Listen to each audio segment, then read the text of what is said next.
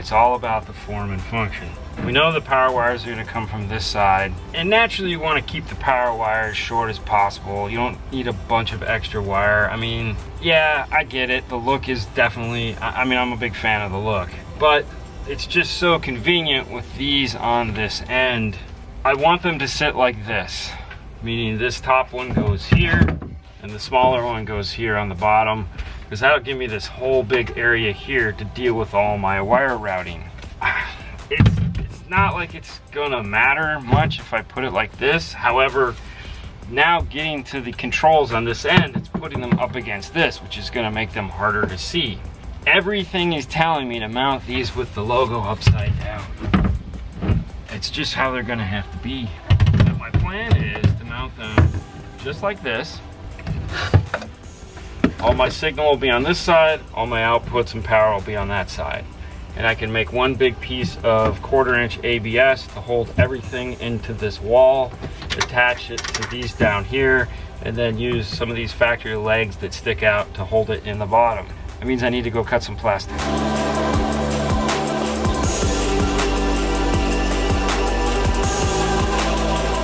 I have a whole bunch of measurements that I took from the back of the car that I am now going to transfer onto a piece of 1/4".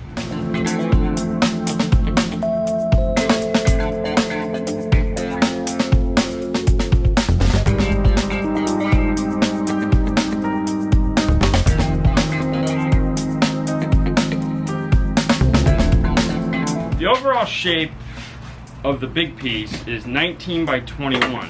21 wide, 19 tall.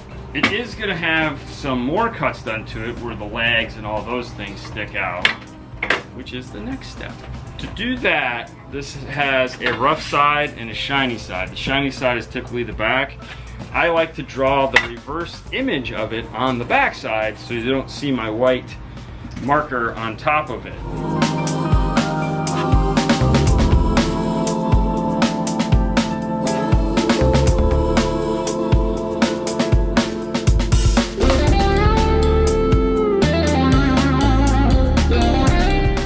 I've added in all my simple cuts and then put an X on the parts that you want to cut, because there are some lines here that are easily enough erased with your finger when using a grease pencil. On the smooth side. On the other side, it's next to impossible. It's a real pain in the butt.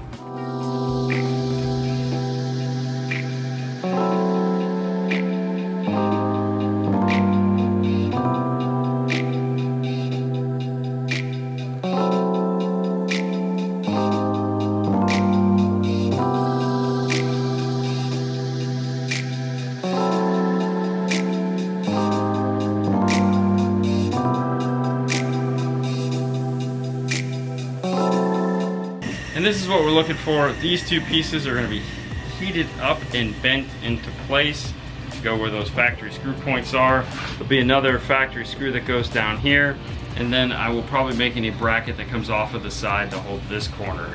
Let's get it into the truck, heat this up, and bend it into place.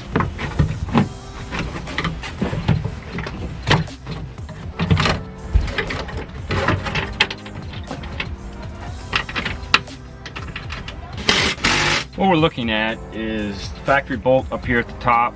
This is bent in to go there. Factory bolt over on this side. There's a stud that sticks out over here, and there's nothing on this side, which is, that's what I'm worried about. The convenient thing is there's these two holes here, which means I can put a nut cert into there and just build a brace that goes across attached to this, which if I put my finger right there, that's my next step. This looks a little bit small to be the M5 nut cert that we have. So the first thing will be making this hole just a little bit bigger to fit that in.